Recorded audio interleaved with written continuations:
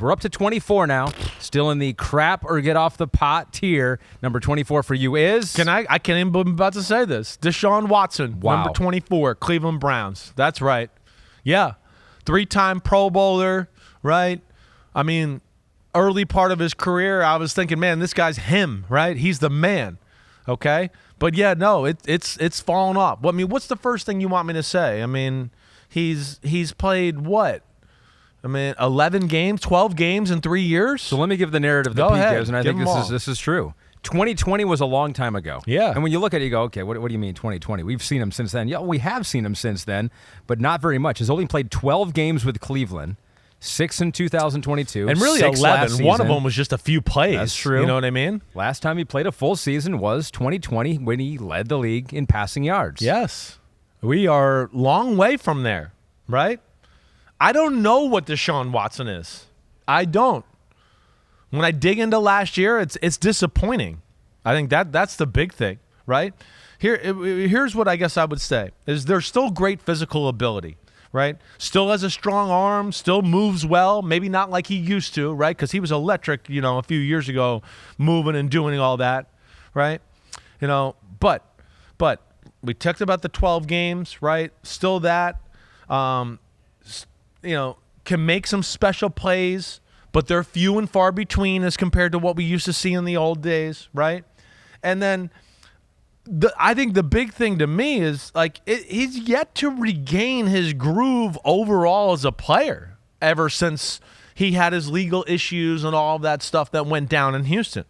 He really isn't. I mean, a little bit like I just talked about with Justin Fields, he's being managed still. If you watch him in that offense and you watch Joe Flacco in the offense, you go, they were doing more offense with Joe Flacco and letting it fly. Definitely. With Watson, there was a little bit of hey, let's get him in a rhythm. Let's run a boot. Let's throw a screen. Let's run another boot. Let's run a really basic 3-step drop play that everybody learns, sophomore year in high school, right? To where I go, this isn't the same guy I used to watch in Houston where they used to go, put him in the shotgun. He'll carry the fucking team, no problem, right? Now it's I hope he can make a few plays for us and, we can justify this huge contract and all of that. But, yeah, you watch the games and you go, no, they're calling the game to go, hey, let's get Deshaun in rhythm. Let's get him throwing the ball. Let's do it that way, right? And then – I don't think he can carry the squad like he could in the old days. Will he ever again? I don't know, right? I told you, the offense was more complex with Flacco. And then I think the other thing that bothers me when I really started to break it down this weekend even more is just to go, the throwing is so inconsistent. The throwing, right? He can make a wow throw, but like we've talked about with other quarterbacks in the draft process or whatever, there are so many missed errant throws or throws where you go, wait, this guy's open and he has to go to the ground or go behind his back to catch the ball. He has plays, Ahmed, where he throws the football and I swear to you, he's bent over like a pitcher coming off the mound. I mean, that would indicate to me, and he has had shoulder injuries. That's exactly what it was. Shoulder surgery, rotator cuff injuries. It's like you wonder if there's some permanent damage that has been done or enough damage to where he has changed his throwing motion and now he's less confident. I think there could be that, and then you couple that with not playing, right? And, he's just kind of lost his comfort level. It's almost like he's lost his natural instincts as a player. That was what I wrote, right? A guy that I used to look at and go, man, he's so instinctive and it's next level and all of that. And it's like, ever since all this stuff happened, he's kind of lost his mojo or his aura about him, right? And he's just, again, it's very few drives or games that you can go, man, this is consistent good quarterback play and one good decision and throw after another. Not what you would expect from somebody from $45 million a year in a fully guaranteed contract. For sure. So right. I would be so curious to know, and I don't know if we've heard a lot about it, and maybe not anyone's talking about it. Just how the team reacts to him as opposed to a guy like Joe Flacco. Because, this is a ranking about physical traits and what they do on the football field, reading a defense. But we talk about leadership. Exactly, right. leadership. Right. I'm so fascinated, and you don't hear a whole lot of the players talk about it just because he hasn't been out there and they haven't had to talk about it. But, I mean, can he effectively lead that team? I think he's got to put some good games together to start to go, hey, wait, I am the old Deshaun Watson, right? I mean, what do guys follow in the locker room? They follow the ballers, the guys who are the man, right? And that means you have to be the man on the field, and then, you're the man with the check you're getting every week. But if you're just getting the big check and you're not the man on the field, people are like, that's cool. You get a lot of money. Let's go hang out and do something and party, and you can pay. Yeah. But that doesn't mean you're the man, and we all, respect you that way in the locker room, right? Yeah. That's where it's crazy, right? There's very few big-time throws, very few, okay? It's always looking for the one-on-one shot. It's never really playing within the system of the offense. It's always like, hey, wait, I have a combination over here. I'm going to take – I don't want to say that. I'm going to say it for the lack of a better way. I'm going to take the easy way out and just throw the one-on-one ball over here. And it's like, no. You have more options and things to work with over here. Now, you got to read it, and, it might be a little bit more difficult. But you can't just be like, I'm going to drop back and just throw it in the spot, and hopefully my guy gets it, right? That's just not going to get it done. It's just not, right? So that's where, I feel like, there's that aspect. The feel in the pocket is not what it used to be. He has, as I just talked about with Justin Fields, there is zero anticipation.